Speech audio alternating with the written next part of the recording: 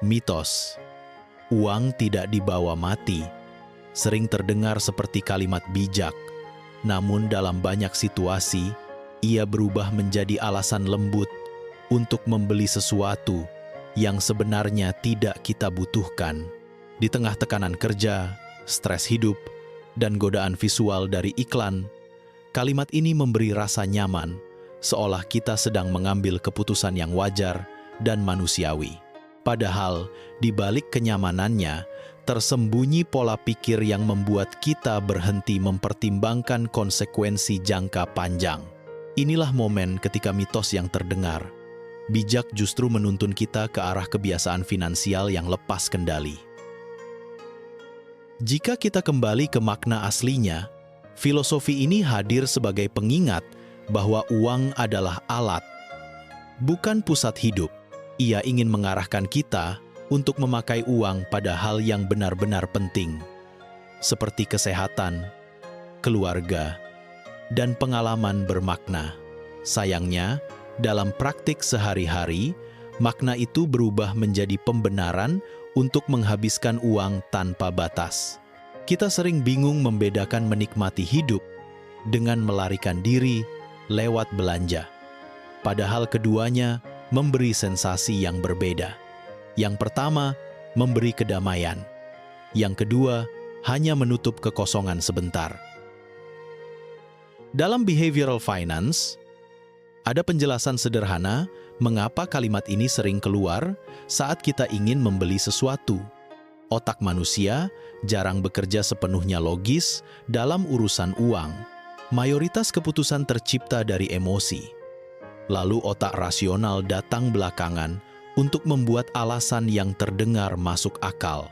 Karena itu, banyak orang berkata, mumpung hidup cuma sekali setelah impuls belanja muncul, bukan sebelum mereka benar-benar menimbang. Ini mekanisme alami. Namun, tetap bisa membawa kita menjauh dari tujuan finansial penting. Secara psikologis, mitos ini terasa meyakinkan karena otak menyukai jalan pintas. Ketika muncul rasa bersalah atau keraguan, lebih mudah menutupi ketidaknyamanan itu dengan mantra singkat daripada menghadapinya. Ditambah tekanan sosial, stres kerja, dan keinginan untuk sesekali merasakan kebebasan, kalimat ini menjadi semacam pelarian halal. Akibatnya, kita lupa bahwa setiap keputusan uang sebenarnya mengandung konsekuensi masa depan yang sering tidak kita sadari pada momen itu. Emosi memegang peran besar dalam keputusan finansial sehari-hari. Ketika lelah, sedih, atau merasa tidak dihargai, otak mencari kompensasi cepat untuk menurunkan ketegangan. Belanja menjadi solusi instan yang memberi rasa lega, meski hanya sebentar. Rasa lega itu kemudian salah dipahami sebagai hak untuk menikmati hidup. Padahal yang kita cari sebenarnya adalah pelipur emosi, bukan barang atau pengalaman itu sendiri. Inilah kenapa orang sering menyesal setelah membeli sesuatu yang tidak benar-benar dibutuhkan. Dampaknya biasanya tidak terasa langsung. Satu pembelian kecil tampak tidak berbahaya. Namun jika menjadi kebiasaan, hasilnya adalah tabungan yang tidak pernah tumbuh, cicilan kecil yang menumpuk, dan pola hidup yang terus terasa sempit meski gaji naik. Disinilah jebakan sebenarnya, bukan pada satu benda yang dibeli, tetapi pada pola kecil yang berulang. Kebocoran kecil yang terjadi setiap hari bisa menghapus peluang besar di masa depan tanpa kita sadari. Karena itu, blok pertama ini menjadi titik pijak untuk perjalanan panjang memahami ulang hubungan kita dengan uang. Kita akan membongkar bias, kebiasaan, dan makna filosofis di balik keputusan finansial yang sering kita ambil tanpa sadar. Tujuannya bukan untuk membuat hidup terasa ketat, tetapi untuk menunjukkan bagaimana memahami pikiran sendiri bisa mengubah keputusan kecil yang berdampak besar. Ini ajakan untuk melihat uang bukan sebagai beban, tetapi sebagai alat yang bisa membuat hidup lebih tenang dan terarah. Dalam banyak keputusan finansial, otak kita sebenarnya tidak bekerja dengan urutan pikir dulu, baru beli. Yang terjadi justru sebaliknya, keinginan muncul lebih dulu, didorong oleh emosi, stres, atau rasa ingin dihargai. Setelah itu, barulah otak rasional datang, membuat alasan pembenar, agar keputusan tersebut terasa masuk akal. Kalimat uang tidak dibawa mati menjadi salah satu alasan siap pakai yang muncul otomatis. Ia bekerja sebagai tameng psikologis untuk menenangkan rasa bersalah, bukan sebagai pedoman hidup. Dalam behavioral finance, kecenderungan ini disebut present bias, yaitu bias yang membuat otak lebih menghargai kenikmatan saat ini dibanding manfaat besar di masa depan. Diskon besar terasa sangat nyata, sedangkan mempersiapkan dana darurat terasa jauh dan abstrak. Otak lebih memilih hadiah cepat daripada keamanan jangka panjang. Ketika dorongan belanja muncul, kalimat "hidup cuma sekali" menjadi pelumas yang memudahkan kita meyakinkan diri sendiri bahwa keputusan itu wajar. Bias lain yang membuat mitos ini semakin kuat adalah mental accounting, yaitu kebiasaan otak memisahkan uang ke dalam kantong emosional yang berbeda. Misalnya, bonus dianggap sebagai uang bebas, meski fungsinya sama saja dengan gaji. Karena dianggap uang ekstra, banyak orang merasa lebih nyaman menghabiskannya sambil berkata, "Uang tidak dibawa mati." Padahal uang tetaplah uang, dan penggunaannya tetap memberi dampak jangka panjang yang sama. Lingkungan sosial juga memberi pengaruh besar. Saat teman atau keluarga mengucapkan kalimat, "sekali-sekali wajarlah," otak menangkapnya sebagai norma sosial. Kita merasa lebih aman, lebih diterima, dan tidak ingin dianggap pelit atau berbeda. Akibatnya, keputusan boros yang tadinya terasa ragu berubah menjadi langkah yang seolah-olah benar hanya karena banyak orang menganggapnya normal. Tekanan sosial halus inilah yang sering membuat kita mengabaikan batas finansial pribadi. Secara biologis, dopamin berperan besar dalam pola ini. Setiap tindakan yang terasa menyenangkan, termasuk membeli sesuatu, meningkatkan dopamin di otak. Dopamin memberi sinyal bahwa tindakan tersebut aman dan layak diulang. Masalahnya, dopamin tidak peduli dengan apa yang terjadi minggu depan, apalagi tahun depan. Ia hanya peduli pada rasa lega dan senang yang dirasakan saat ini. Karena itu, belanja impulsif terasa seperti solusi cepat untuk menurunkan stres. Kadang kita bahkan terjebak pada sang kos ringan. Setelah pernah berbelanja impulsif, kita cenderung mengulangnya lagi agar keputusan sebelumnya terasa benar. Otak ingin membuktikan bahwa pembelian pertama bukan kesalahan, sehingga kita kembali menghabiskan uang dengan pola yang sama. Pada titik ini, mitos "uang tidak dibawa mati" bekerja seperti suara halus yang meyakinkan bahwa keputusan itu wajar. Padahal sebenarnya hanya memperdalam kebiasaan lama. Semua pola ini menunjukkan bahwa kalimat tersebut bukan sekadar kata-kata bijak, melainkan selimut psikologis yang menutupi ketidaknyamanan. Ia membuat kita merasa aman, meski sedang mengulangi pola boros yang tidak mendukung masa depan. Dengan memahami bagaimana otak membangun alasan setelah keputusan diambil, kita bisa mulai lebih peka. Kapan kita benar-benar ingin menikmati hidup, dan kapan kita hanya sedang menghindari rasa tidak nyaman. Kesadaran inilah fondasi langkah finansial yang lebih sehat. Boros sebenarnya jarang muncul sebagai tindakan besar yang tiba-tiba. Ia tumbuh pelan, hampir tak terasa, melalui kebiasaan kecil yang terus diulang hingga menjadi pola hidup. Jajan harian, upgrade gadget yang sebenarnya belum perlu, nongkrong untuk melepas stres, atau belanja impulsif setelah gajian, semuanya tampak sepele. Namun ketika rutinitas ini berlangsung berbulan-bulan, efeknya menjadi besar. Inilah proses diam-diam yang membuat banyak orang merasa uang habis begitu cepat tanpa tahu kemana perginya. Setiap kebiasaan uang terbentuk melalui loop sederhana, yaitu pemicu, rutinitas, dan hadiah. Pemicu bisa berupa stres kerja, rasa bosan, atau paparan visual dari media sosial. Rutinitasnya adalah tindakan belanja itu sendiri, baik kecil maupun besar.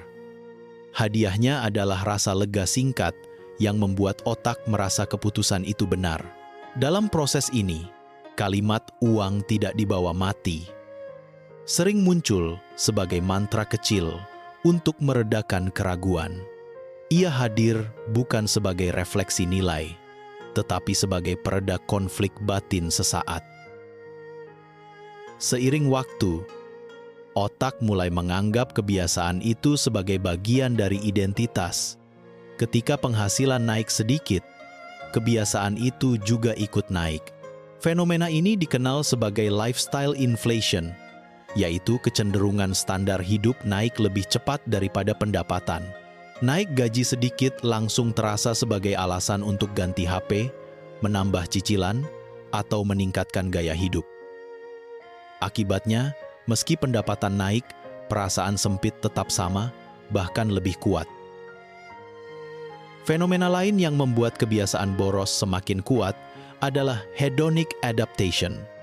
Rasa senang dari membeli sesuatu, entah baju baru, makanan mahal, atau barang lucu, memudar dengan cepat. Otak terbiasa, dan kita butuh hal baru untuk mendapatkan sensasi yang sama. Inilah sebabnya, banyak orang merasa perlu reward lebih sering dari waktu ke waktu. Yang tidak disadari adalah bahwa pola ini membuat kita terjebak dalam lingkaran keinginan yang tidak pernah selesai. Ada pula aspek identitas sosial yang mendorong konsumsi berlebihan. Banyak orang ingin terlihat sukses lebih dulu sebelum benar-benar stabil. Barang-barang yang dibeli bukan lagi tentang fungsi, tetapi tentang citra. Mitos uang tidak dibawa mati dipakai untuk membungkus keputusan ini agar terasa mulia atau filosofis. Padahal pada kenyataannya, itu hanyalah cara halus untuk menutupi rasa insecure atau kebutuhan untuk diterima oleh lingkungan. Kebiasaan seperti ini memiliki biaya tersembunyi yang jarang dibicarakan. Bukan hanya uang yang hilang, tetapi juga pilihan hidup yang ikut terkorbankan. Utang meningkat, tabungan tidak pernah tumbuh, dan kecemasan finansial menghantui pikiran. Dalam rumah tangga, pola boros juga memicu ketegangan, karena pasangan merasa tidak sejalan. Banyak orang akhirnya hidup dalam stres berkepanjangan, tanpa menyadari bahwa akar masalahnya ada pada kebiasaan kecil sehari-hari. Pada akhirnya, pola boros bukan soal moral atau benar salah, melainkan soal sistem yang terbentuk tanpa disadari. Kebiasaan adalah akumulasi dari keputusan-keputusan kecil yang otomatis. Maka untuk berubah, kita tidak perlu menyalahkan diri. Kita hanya perlu membangun sistem yang lebih sehat. Dengan memahami bagaimana kebiasaan terbentuk, kita bisa mulai mengganti mekanisme lama dengan pola yang lebih mendukung tujuan hidup. Perubahan dimulai dari kesadaran kecil, bukan paksaan besar. Memaknai ulang kalimat "uang tidak dibawa mati" berarti mengembalikan filosofi ini pada tujuan aslinya, yaitu hidup dengan sadar, bukan hidup tanpa kendali. Banyak orang menggunakannya sebagai alasan untuk membenarkan belanja impulsif, padahal makna sejatinya adalah mengingatkan bahwa uang seharusnya melayani hidup, bukan mendikte atau mengendalikan hidup. Filosofi ini justru mengajak kita memakai uang untuk hal yang benar-benar bernilai, bukan untuk meredakan emosi sesaat. Untuk bisa memakai uang secara lebih bijak, seseorang perlu mendefinisikan terlebih dahulu nilai hidup yang ingin dijaga. Uang tanpa arah akan selalu mengikuti emosi dan bias sesaat. Namun ketika seseorang memiliki tujuan jelas, misalnya keamanan keluarga, pendidikan anak, kesehatan jangka panjang, atau kebebasan waktu, keputusan finansial menjadi lebih stabil. Tanpa tujuan, otak akan secara otomatis memilih kenikmatan cepat dibanding manfaat jangka panjang. Konsep opportunity cost membantu kita melihat bahwa setiap rupiah yang dihabiskan hari ini berarti ada pilihan lain yang hilang di masa depan. Ini bukan tentang membatasi diri, melainkan menyadari bahwa setiap keputusan selalu memiliki harga. Contohnya, uang kopi premium setiap hari mungkin terlihat kecil. Tetapi, jika dijumlahkan selama 1 tahun, nilainya sama dengan 1 bulan dana darurat. Saat kita melihat biaya tersembunyi itu, kebiasaan kecil yang dianggap wajar menjadi lebih jelas dampaknya. Prinsip kecukupan atau konsep enough menjadi filter penting dalam era konsumsi saat ini. Iklan dan media sosial membuat kita merasa selalu kurang dan selalu butuh lebih. Namun kenyataannya, cukup adalah ketika sesuatu mendukung hidup yang berarti, bukan ketika memenuhi standar orang lain. Ketika seseorang memahami definisi cukup versi dirinya sendiri, ia tidak mudah terdorong untuk membuktikan diri lewat barang, karena ia tahu apa yang benar-benar penting untuknya. Nilai hidup bertindak seperti kompas finansial. Ketika kita tahu apa yang penting, memilih menjadi lebih sederhana.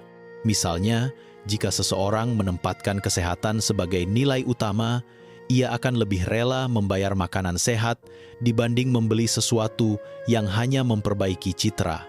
Nilai yang jelas membantu otak membuat keputusan otomatis yang lebih baik, mengurangi konflik batin, dan membuat uang mengalir menuju hal yang benar-benar berarti.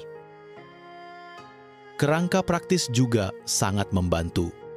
Memisahkan uang ke dalam 3 kategori, yaitu kebutuhan, pertumbuhan, dan kenikmatan.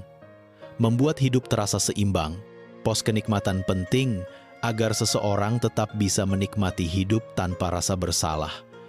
Pos pertumbuhan menjaga masa depan tetap aman. Pos kebutuhan memastikan fondasi hidup berjalan stabil. Ketika setiap kategori memiliki porsi yang jelas, hidup terasa ringan, dan keinginan impulsif lebih mudah dikendalikan. Tujuan utama dari filosofi ini bukan membuat kita menjadi pelit atau terikat aturan ketat, tetapi memastikan bahwa kenikmatan hari ini tidak merusak keamanan hari esok. Hidup tetap bisa dinikmati, bahkan lebih baik, ketika kita tidak hidup dalam kecemasan finansial. Dengan pemahaman yang lebih sehat, kalimat "uang tidak dibawa mati" berubah dari alasan impulsif menjadi pengingat bahwa uang adalah alat untuk membangun hidup yang bermakna. Mengendalikan impuls bukan soal melarang diri, tetapi memberi otak waktu untuk bernapas sebelum mengambil keputusan finansial. Impuls bekerja dalam hitungan detik, muncul ketika emosi naik dan logika belum sempat masuk. Karena itu, strategi pertama adalah menciptakan jarak, menunda pembelian selama 24 jam untuk barang yang tidak mendesak, memberi otak kesempatan untuk memproses ulang, menilai kebutuhan sebenarnya, dan menurunkan intensitas emosi. Banyak keputusan impulsif hilang dengan sendirinya hanya karena diberi jeda. Teknik berikutnya adalah pre-commit atau membuat aturan sebelum emosi muncul. Ketika kita memutuskan batas belanja, membagi uang dalam amplop digital, atau mengatur rekening terpisah saat kondisi tenang, otak rasional berperan sebagai arsitek sistem. Pre-commit membuat momen impuls tidak lagi sekuat sebelumnya, karena kita sudah menyusun pagar otomatis. Dengan cara ini, kontrol tidak lagi bergantung pada keinginan sesaat, tetapi pada struktur yang sudah dirancang. Default bias atau kecenderungan mengikuti pilihan otomatis bisa dimanfaatkan untuk kepentingan finansial. Jika menabung atau investasi dilakukan di awal gajian melalui auto-debit, maka uang penting akan terselamatkan sebelum sempat terpakai untuk impuls. Ketika default kita adalah menabung terlebih dahulu, perilaku boros menjadi lebih sulit dilakukan. Mengubah default adalah cara halus, tetapi efektif untuk mengalihkan arah kebiasaan tanpa harus mengandalkan kekuatan tekad. Otak manusia sulit menghargai masa depan yang belum terlihat jelas. Karena itu, visualisasi masa depan menjadi teknik yang kuat ketika seseorang memiliki target yang konkret, lengkap dengan angka, tanggal, dan gambarnya. Masa depan terasa lebih nyata, bayangan masa depan yang jelas akan bersaing secara efektif dengan keinginan jangka pendek. Ketika otak melihat manfaat jangka panjang secara visual, impuls kehilangan sebagian kekuatannya. Strategi lain adalah mengubah narasi yang selama ini menjadi pembenaran impuls. Alih-alih, uang tidak dibawa mati, jadi habiskan, kita bisa menggantinya dengan uang tidak dibawa mati, jadi pakai dengan sadar. Reframing seperti ini membuat pikiran berhenti menggunakan mitos sebagai dalih dan mulai menggunakan logika sebagai arah. Mengubah satu kalimat kecil dapat menggeser seluruh pola pikir, terutama ketika kalimat itu sering muncul pada momen belanja. Memberikan hadiah pada diri sendiri bukan masalah, tetapi bentuk hadiahnya perlu disusun ulang. Hadiah yang sehat diberikan setelah target tercapai, bukan sebelum. Dengan cara ini, dopamin tetap mengalir, tetapi arahnya mendukung tujuan finansial, bukan merusaknya. Misalnya, membeli barang kecil setelah berhasil menabung 2 bulan lebih memuaskan dibanding membelinya di tengah stres. Ini membuat otak mengaitkan hadiah dengan pencapaian, bukan pelarian. Semua teknik ini sederhana, tetapi sangat kuat ketika dilakukan dengan konsisten. Mengubah perilaku tidak dimulai dari langkah besar, melainkan dari percobaan kecil yang realistis. Pilih satu teknik saja untuk diterapkan minggu ini. Lalu rasakan bagaimana perubahan kecil dapat menggeser arah hidup finansial. Kebiasaan baru terbentuk dari tindakan kecil yang diulang, bukan dari ambisi besar yang dilepaskan sekaligus. Dengan pendekatan ini, impuls tidak lagi mengendalikan kita, tetapi kita yang mengarahkan impuls. Banyak ajaran budaya dan nilai spiritual di Indonesia sebenarnya tidak pernah mengajarkan kita untuk boros. Yang ditekankan adalah agar manusia tidak terikat secara berlebihan pada uang. Namun dalam praktik sehari-hari, pesan ini sering disalahartikan. Banyak yang menggunakannya sebagai alasan untuk menghabiskan uang tanpa arah, padahal makna sejatinya justru mengajak kita menjaga keseimbangan antara kebutuhan dunia dan tanggung jawab moral. Boros bukan tanda kedermawanan, ia justru bisa menjadi tanda seseorang kehilangan kendali diri. Dalam banyak tradisi, uang dipandang sebagai amanah. Artinya, apa yang kita miliki bukan hanya untuk diri sendiri, tetapi juga untuk keluarga, masa depan anak, dan orang-orang yang mungkin bisa kita bantu. Filosofi uang tidak dibawa mati seharusnya memperluas rasa tanggung jawab, bukan menguranginya. Ketika seseorang memahami konsep amanah, uang bukan lagi sekadar alat menikmati hidup, tetapi juga alat menjaga keberlanjutan dan menebar manfaat. Tekanan sosial di Indonesia sangat kuat dalam membentuk pola konsumsi. Banyak orang terjebak dalam dorongan untuk terlihat berhasil, bukan untuk benar-benar stabil. Akibatnya, keputusan finansial lebih sering didorong oleh gengsi dibanding kebutuhan nyata. Ketika seseorang takut disebut pelit atau dianggap tidak mampu, ia cenderung membeli sesuatu yang sebenarnya tidak diperlukan. Dorongan halus ini, meski tidak mengancam secara langsung, bisa menjadi beban besar bagi kebebasan finansial. Penting juga untuk membedakan antara kekayaan tampak dan kekayaan nyata. Kekayaan tampak adalah barang-barang yang membuat orang lain melihat kita sebagai sukses, seperti gadget terbaru atau gaya hidup mahal. Kekayaan nyata adalah hal-hal yang tidak selalu terlihat, seperti tabungan, aset, ketenangan jiwa, dan kemampuan memilih jalan hidup tanpa tekanan finansial. Sayangnya, mitos uang tidak dibawa mati sering menjadi bahan bakar untuk mengejar kekayaan tampak, bukan kekayaan nyata. Refleksi sederhana dapat membantu mengubah arah keputusan finansial. Sebelum membeli sesuatu, bertanya kepada diri sendiri, apakah ini menambah hidupku atau hanya menutup kekosongan sesaat? Seringkali menjadi titik balik. Ketika pertanyaan ini dilakukan dengan jujur, banyak keinginan impulsif terlihat lebih jelas sebagai pelarian emosi, bukan kebutuhan. Kesadaran seperti ini membuat keputusan uang lebih tenang dan lebih selaras dengan nilai hidup. Kesadaran finansial juga berhubungan erat dengan kesehatan mental. Ketika keuangan berantakan, kecemasan meningkat, kualitas tidur menurun, hubungan dengan pasangan tegang, dan produktivitas kerja terganggu.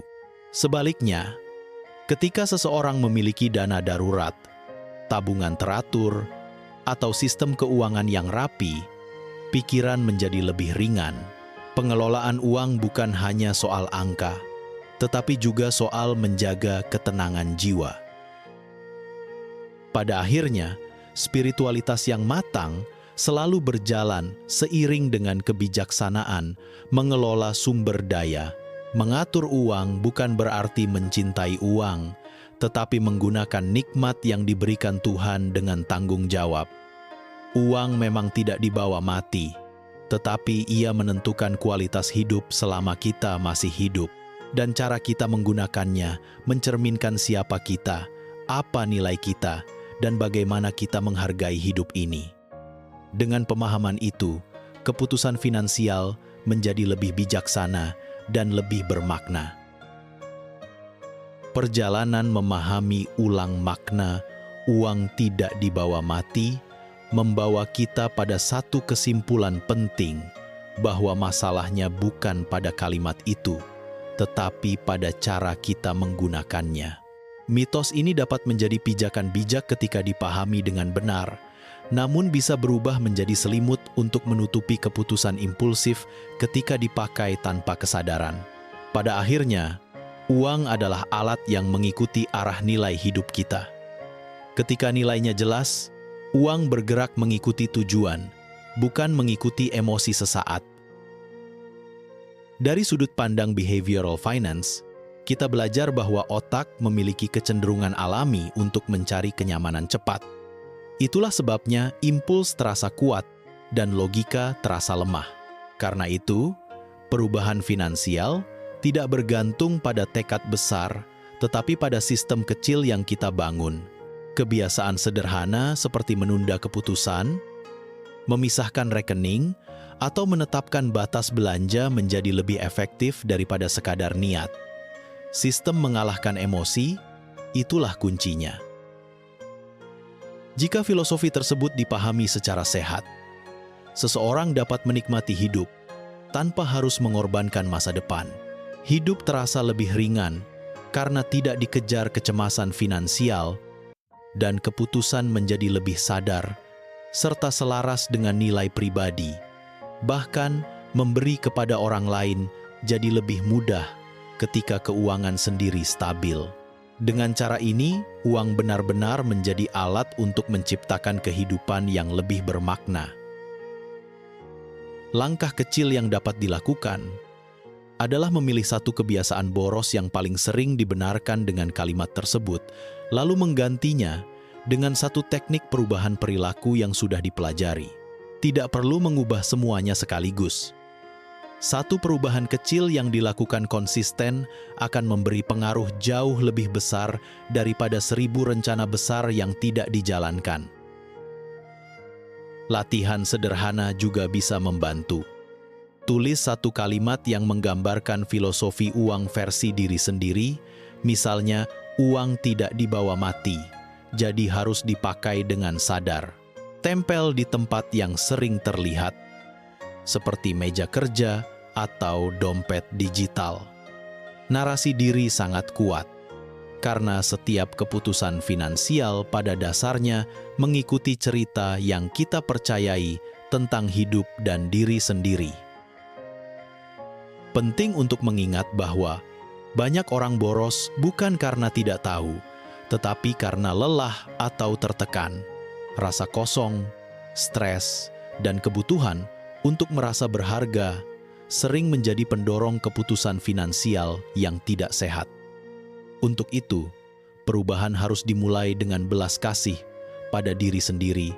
Mengubah kebiasaan bukan berarti menghukum diri, tetapi merawat diri dengan lebih baik. Sebagai penutup, ajakan untuk melangkah lebih sadar menjadi kunci. Gunakan momen ini untuk menilai ulang hubungan dengan uang, memilih pola baru, dan membangun kebiasaan yang mendukung masa depan yang lebih tenang. Jika video ini memberi Anda sudut pandang baru, dukung dengan like, subscribe, atau bagikan pengalaman Anda di komentar. Ceritakan kapan Anda pernah memakai kalimat itu sebagai alasan dan apa yang Anda pelajari dari perjalanan finansial Anda sendiri. Semoga langkah kecil hari ini membawa perubahan besar di masa depan.